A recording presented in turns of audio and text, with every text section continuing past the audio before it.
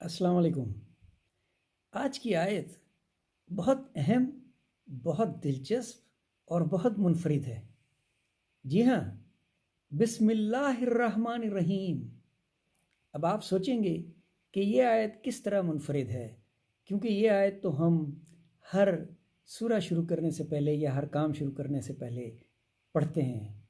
جی، یہ اس لیے منفرد ہے کہ یہ محض عربی زبان کا کوئی فریز نہیں ہے، کوئی ایڈیم یا کوئی پروورب نہیں ہے کہ کام شروع کرنے سے پہلے آپ بسم اللہ پڑھیں۔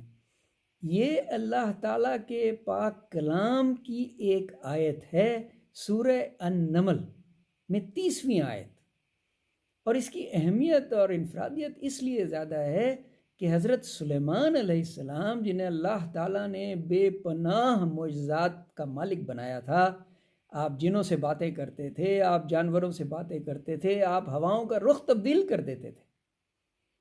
انہوں نے جب ملکہ سبا کو خط لکھا تو اس خط کی ابتدا انہوں نے کی بسم اللہ الرحمن الرحیم۔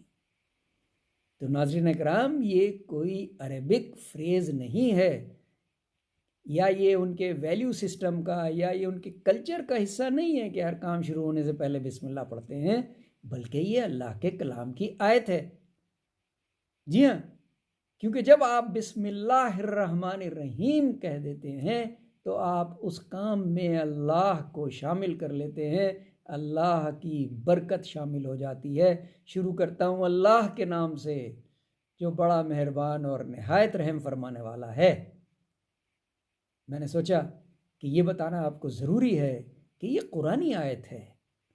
اب آپ جب دوبارہ بسم اللہ کہیں گے تو آپ کو یاد آئے گی میری بات کہ یہ کتنی اہم ہے کہ اللہ تعالیٰ کے نبی رسول اپنا خط شروع کرنے سے پہلے بسم اللہ الرحمن الرحیم لکھا کرتے تھے۔